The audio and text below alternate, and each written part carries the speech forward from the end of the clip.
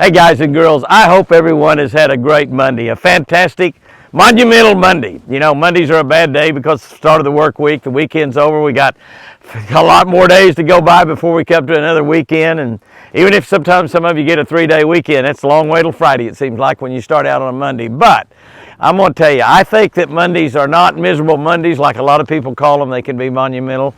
And we can have a lot of fun on Mondays. And so I always look forward to Monday, just like I look forward to Tuesday and Wednesday and Thursday and all the other days. You know, we've had some problems here with the deer dying on the ranch this week, and we kind of pegged it down this morning. Was on the telephone early this morning with our vet, Cade Kopenbarger.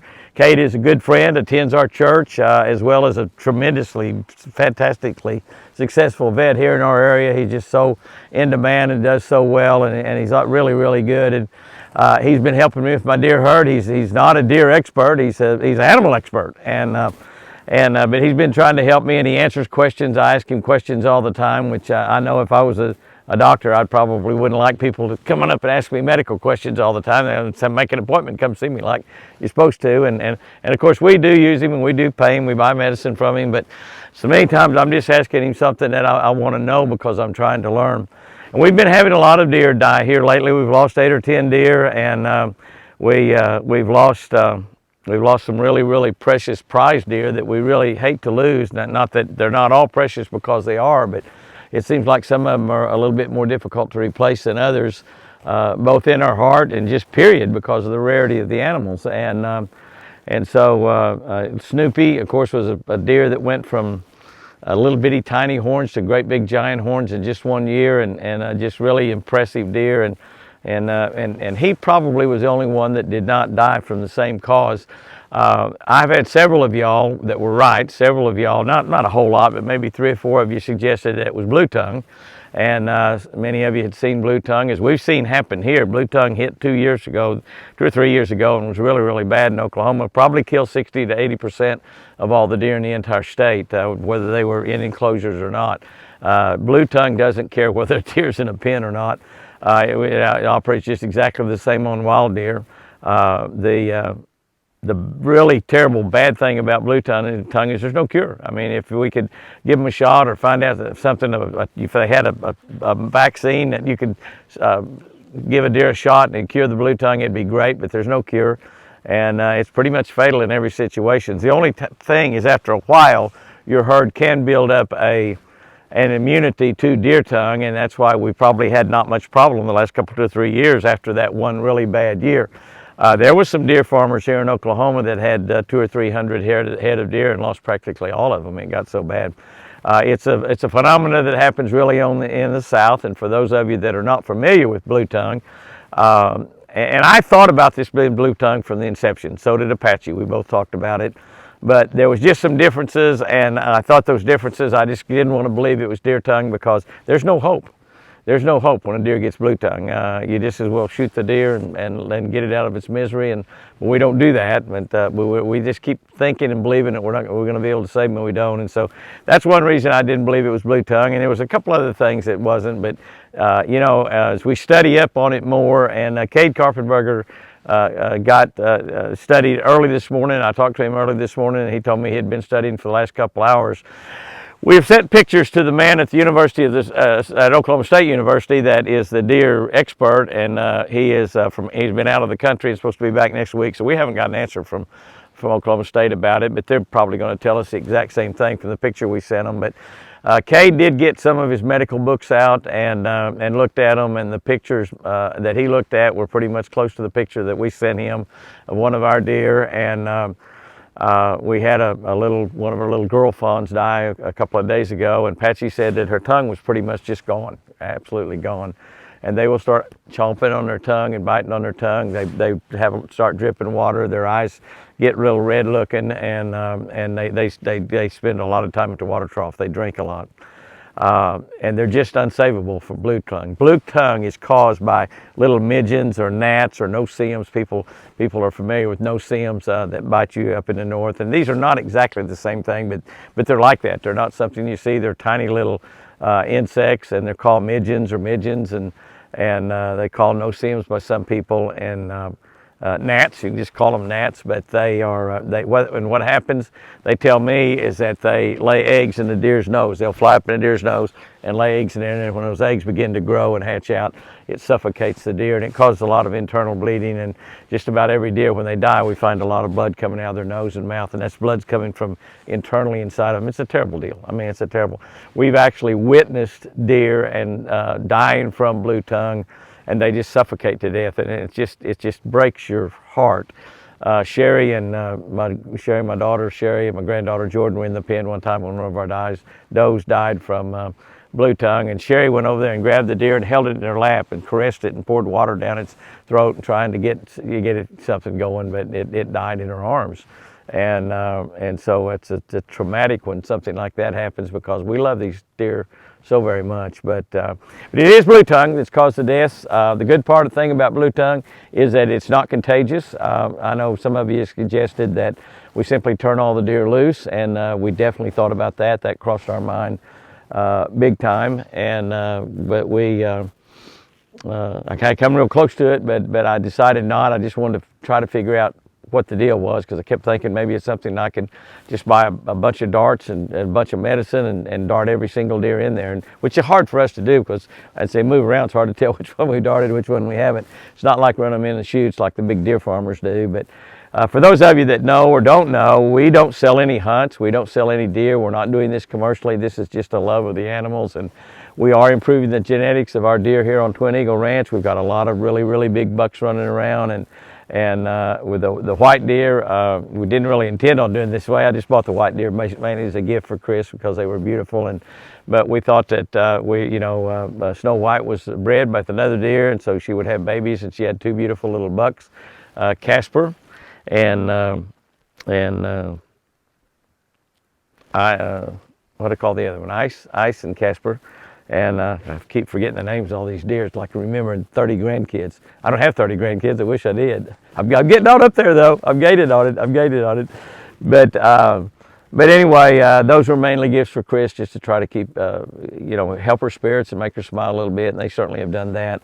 Although I do think she likes Little Whitey and Wild Child better than she does the white deer even. The white deer do not have, they're beautiful, but they don't seem to have quite as much personality. But we're hoping to put we actually have one tag doe in the pen right now with Prince Charming. We're hoping to put another one or two in there. We can't put a wild deer in the pen. That's not allowed in Oklahoma. The deer has to be one that's been born in a pen.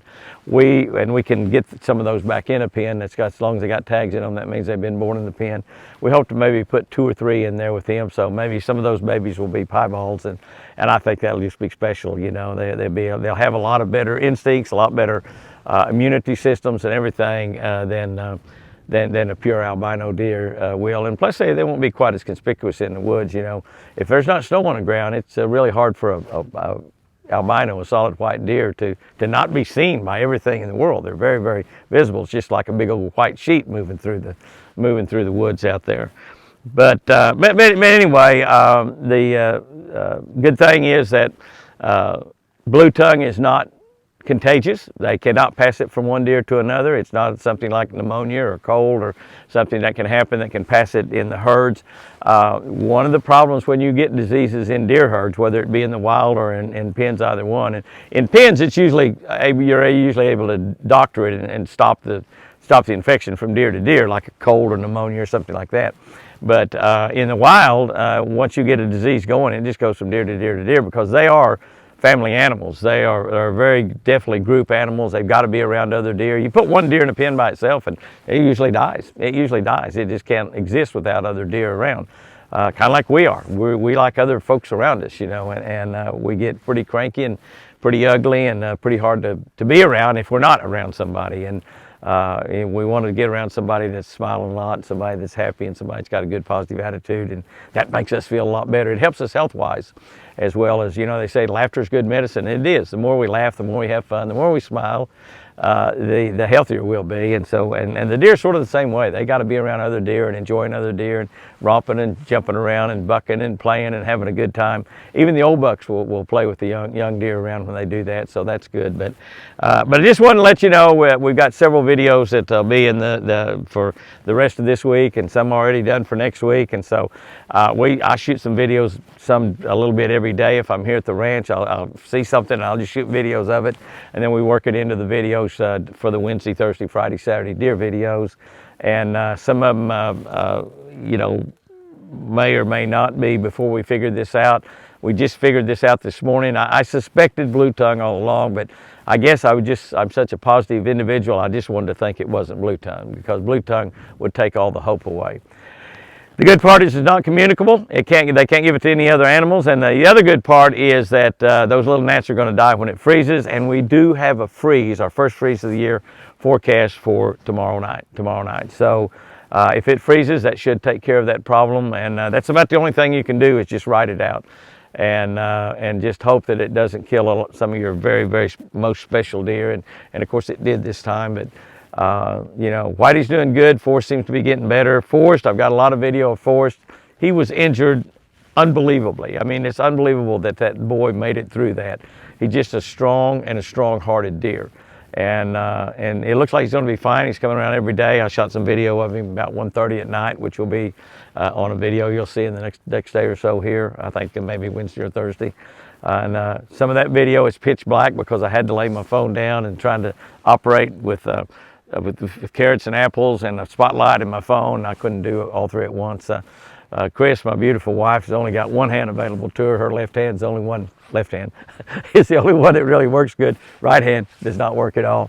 I've got two hands that work good, but I needed 3 or 4 to be able to do all that. So you'll see just a little bit of black in there sometimes, but it's pretty interesting. And Forrest is coming around about every day now, and he is beginning to be.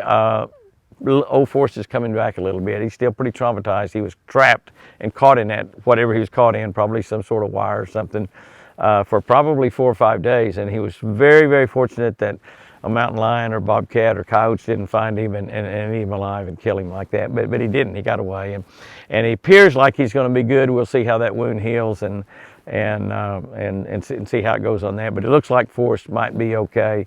He's showing up every day. Every day. He was in the yard feeding this morning. I went out and fed him last night about 1:30. I shined the light out in the yard, and he was out there in between here and the house, in between the lake and the house, feeding on our green grass. Our grass is getting beautiful up there with the rain, 1.2 inches we had, and then plus the sprinkler system's raining on it twice a day. So, but I just wanted y'all to know, just as soon as I found out definitely what was happening to the deer. So many of y'all have been praying for the deer, and some people say, oh my gosh, praying for deer. But I got to tell you, guys and girls, I prayed for them too.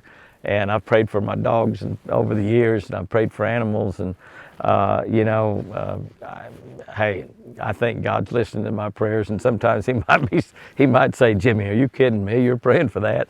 And that's okay. That's okay. That's okay. But God tells, Jesus said, ask in my name whatever you need, and that you will receive. And that's what Jesus said. And so that's what I do, you know. And God's probably going to be telling me someday, Jimmy, we prayed for some of the silliest things. But that's okay. That's okay. So I know some of y'all are praying for the deer. Keep praying for the deer. Keep praying for my beautiful wife, Chris. She's up there sleeping right now. My girl didn't show up today. That helps me. She was sick herself this morning. Sent us a note and said she couldn't come, and so I've been taking care of Chris all day. But she's taking a nap right now. When I put her in bed and asked her to scoot over a little bit, she tried to scoot over and she moved her right leg over quite a bit. Well, she can't move her right leg, and she can pick it up just a little bit when she's trying to walk, but can't make a full step. And I said, "Did you see what you did?" She said, "What?" I said, "You moved your right leg. I mean, pretty far out to the right." And I asked her, I said, move that right leg. And she moved it again. And I asked her, I said, pick it up. And she picked her right leg up about 6 inches. So I'm sharing the bad news with you about blue tongue, but there's always a silver lining. God's always got good news that he can give you and put on your heart at the same time that you're suffering through some bad things. He can always put some great things on your heart. And Chris can pick her right leg up and hold it up about 6 inches and hold it up. She's doing it all up here with her groin. She's not moving her knee or her foot. Can't move her foot back and forth, but she moved it out to the right. She also moved it up. So that's very, very good. God is still healing Chris, and he will heal her completely. I just wanted to visit with y'all and tell y'all about the duck situation. Thank you for praying. Thank you for being concerned about our deer. I'm concerned about them as well. But it's blue tongue. There's nothing we can do about that. But the good thing is, when that freeze hits tomorrow night, that should kill all those little midges, and they should be gone. We shouldn't have to worry about that. By the way, it's caused by usually in the books that Cade was that Cade, my vet Cade was reading. He said it's usually caused by hot weather in the fall. We've just had the hottest fall that I can ever remember here in Oklahoma. We had some days, we had 1 or 2 days in late September and even in October that made it 100 degrees here in southern Oklahoma. We had lots of days that made it to 90. So that let those little midges, the little gnats, little no-see-ums, that let them get out by big bunches, and some of them, was a death for some of our deer. But it freezes tomorrow night, those little guys ought to be gone. Guys and girls, thank you so much. Remember, I sure do love you.